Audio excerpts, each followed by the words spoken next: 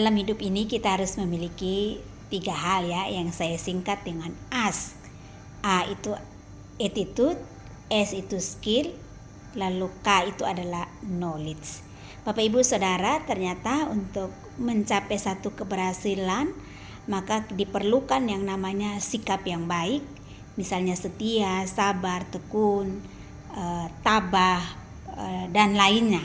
Sejenisnya itu ya, hal-hal yang baik, attitude yang baik tentunya. Tetapi attitude saja ternyata tidak cukup untuk mencapai kesuksesan. Kita harus punya skill. Skill yang dimaksud di sini adalah keahlian, kompetensi kita. Karena dengan kompetensi maka kita punya nilai untuk bisa menjadi berkat atau menjadi sesuatu yang bisa dilirik atau bisa dijual untuk orang lain, bisa mendapatkan apa yang kita punya, kompetensi yang kita punya, skill kita, kemampuan kita. Lalu yang berikutnya, ternyata skill saja tidak cukup Bapak Ibu Saudara. Skill itu bisa membawa kita untuk dilirik oleh orang lain, tetapi tidak cukup sampai di situ.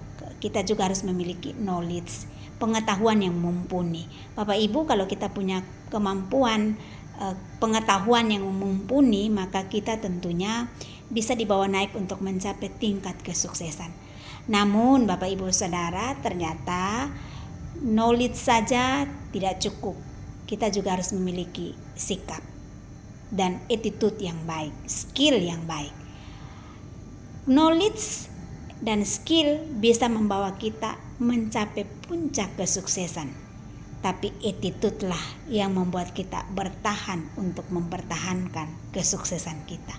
Karena itu Bapak Ibu Saudara-saudari, jika kita mau berhasil dalam hidup ini, manakah yang harus kita miliki? 3 poin ini: attitude, skill, dan knowledge.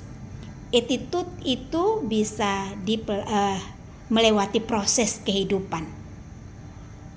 Skill dan knowledge itu bisa dipelajari.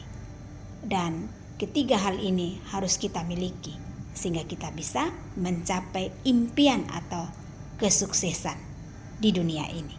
Kiranya renungan singkat ini menjadi berkat bagi Bapak Ibu Saudara-saudari dan saya juga. Tuhan memberkati kita. Immanuel.